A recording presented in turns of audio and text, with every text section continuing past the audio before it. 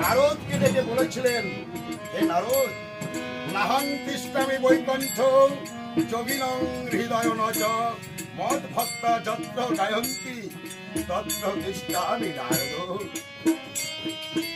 শ্রীহরি বলেছিলেন, হে নারদ, আমি বৈকুণ্ঠে থাকি না।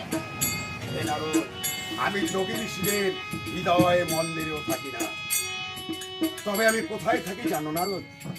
যেখানে আমার এই ভক্তবৃন্দগণ আমার নাম গুণাগুণ কীর্তন করে নারদ, সদা সর্বদা আমি আমার ভক্তের মাঝে বিরাজ করি।